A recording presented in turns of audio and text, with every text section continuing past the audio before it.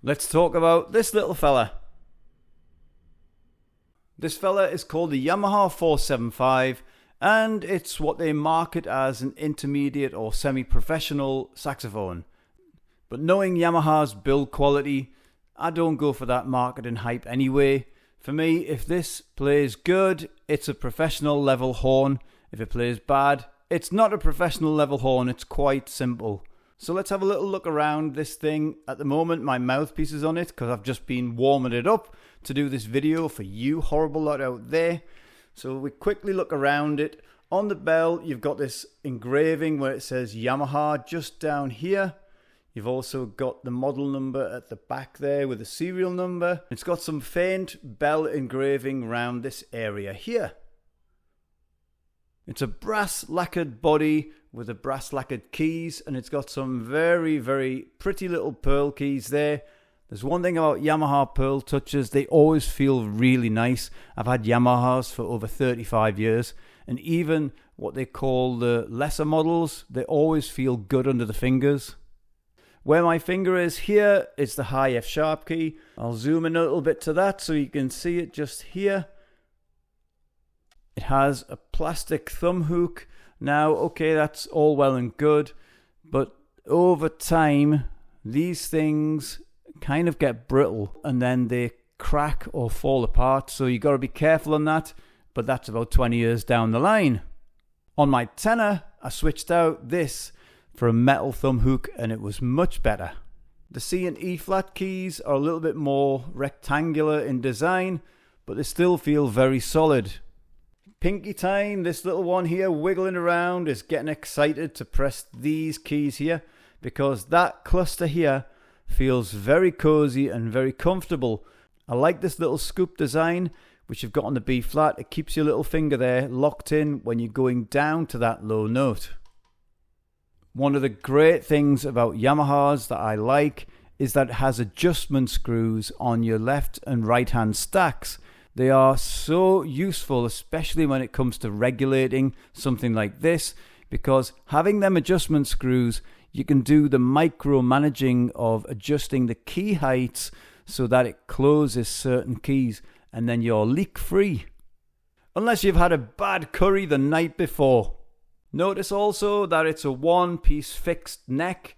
There's no detachable necks going on there. And that's also, in my opinion, better for the seal on this area here.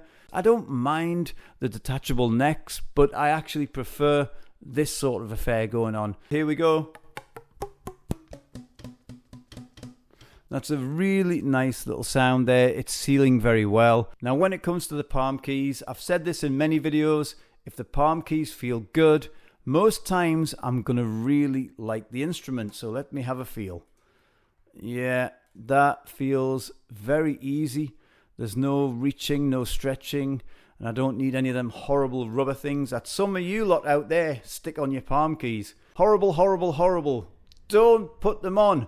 Get used to playing them as they are, and it helps your technique a lot. Now, next to that plastic thumb button here is my little friend, the wiggly octave key, and I'm going to use my little pinky to help it wiggle. Ready? Here we go. Go on there, mister. Actually, this is good exercise for my little finger.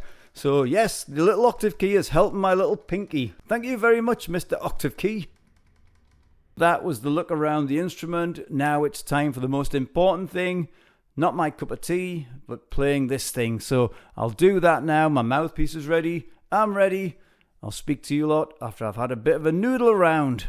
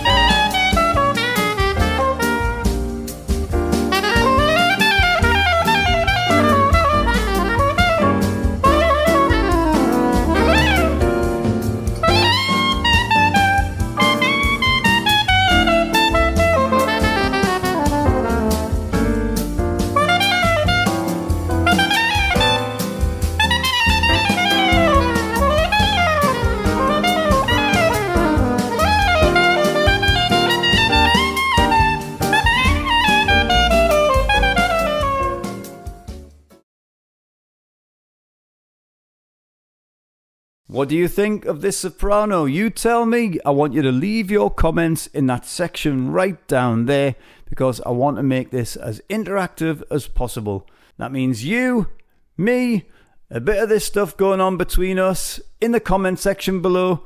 So my thoughts on this soprano. Well, it's no secret that I am a big fan of Yamaha saxophones in general. I've had a Yamaha all the way through my career and through my early days, so that'll come as no surprise when I say I like this soprano. I would hold this against most of the more expensive sopranos. I think in the terms of playability, build quality, tuning, tone, everything. I just think it matches easily with the more higher price bracket sopranos. So what I'm trying to tell you is you don't need to spend way too much money on a soprano when this thing will do the job of one which is twice the price. This ticks all the boxes when it comes to the things I'm looking for in a soprano, because Yamaha in general are consistent, and in particular the sopranos are very good.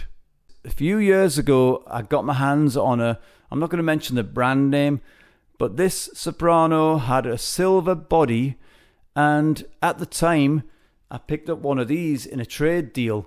So of course I had to do an A/B between the two, and it took me a little bit by surprise because when I did that A/B test between the silver soprano and a Yamaha 475, this 475 actually blew the silver one out of the water. That's just my long way of saying save your money. Try one of these things and I don't think you'll be disappointed. Absolute value for money. So that was my little rundown of the Yamaha 475 Soprano. Definitely worth checking out. Well, tell you what else is worth checking out. That subscribe button and that like button. Because I'm trying to build my channel. I need your help. Click on like. If you're new, click on subscribe. Put a smile on this stupid head of mine. So I'll speak to you lot in the next video. Have a delicious day.